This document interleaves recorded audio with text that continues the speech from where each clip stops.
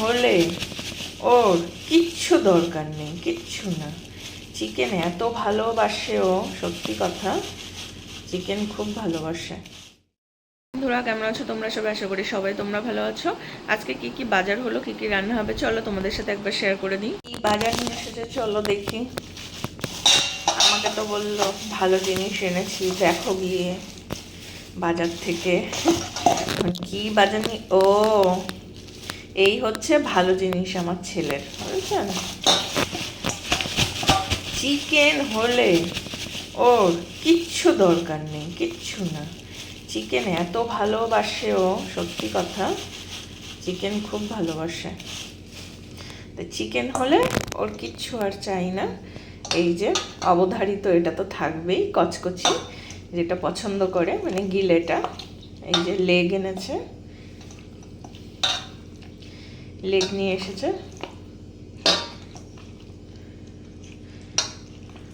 এখানে মনে হয় 1 কেজি 1.5 কেজি মতন আছে। এটা ছোট মুরগির লেগ পিস নাকি? কাবুয়া বিরিয়ানি সেই ডায়লগটা মনে পড়ে গেল। পুচকি মুরগির লেগ পিস দিয়েছে, একদম ছোট্ট পুচকি। ছোট মুরগি কেটেছিল মনে হয়, তার লেগ ছিল মনে হয়, তাই দিয়ে দিয়েছে। এটা তো আবার বড়। তো এই ছোটোটা কোন জায়গার দিয়ে আসলে? এর আর একটা কই? আর এনেছি নাকি?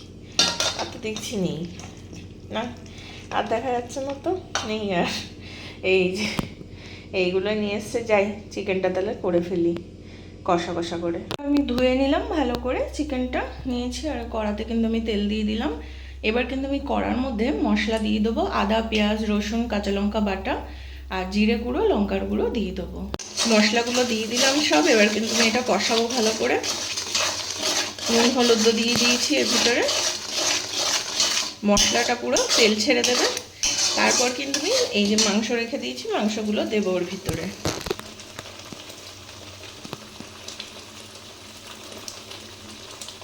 কিন্তু তেল ছেড়ে দিয়েছিল, এবার কিন্তু আমি এটা দিয়ে দিলাম মাংসটার ভিতরে।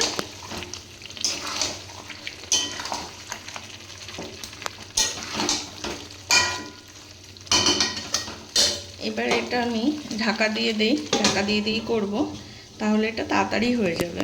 ঢাকাটা সরালাম, সরিয়ে এবার কিন্তু আমি আর একটু কষিয়ে নেবো এটা। ঢাকা দিয়ে করলে কি একটা সুবিধা, তো তাড়াতাড়ি হয়ে যায় জিনিসটা। লেগগুলোর একটু নিচের দিকে করে দিয়ে দেবো, বড় সাইজ করে কাটা তো, নাইলে সিদ্ধটা হবে না। আর আমি জল বেশি দেবো না, এটাই কষা কষাই করব, তার জন্যে।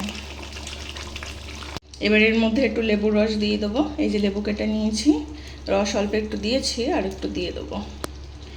এটা দিয়ে নরম হবে ভালো চিকেনটা। জোর দিয়ে দিলাম গ্যাসটা, নাহলে লেট হবে।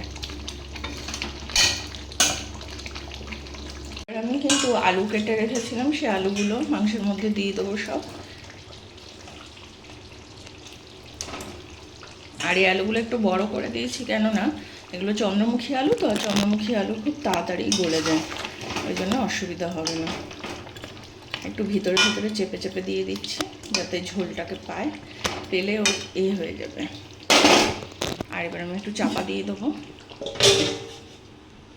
কিন্তু পুরো রেডি হয়ে গেছে, গরম মশলাও দিয়ে দেওয়া হলো, আর বেশি কিন্তু ঝোলও নেই। এই যে কষা কষা পুরো হয়ে এসেছে, আলুও গলে গেছে একদম। এই যে দেখুন আলু পুরো গলে গেছে। বলেছিলাম না চন্দ্রমুখী আলু তাড়াতাড়ি গলে যায়। তো কেমন লাগলো ভিডিওটা অবশ্যই জানাবেন। ভালো লাগলে লাইক শেয়ার কমেন্ট আর সাবস্ক্রাইব করে সাথে থাকবেন, পাশে থাকবেন। কারণ নতুন নতুন ভিডিও নিয়ে কালকে আবার চলে আসবো। আজকের মতো টাটা।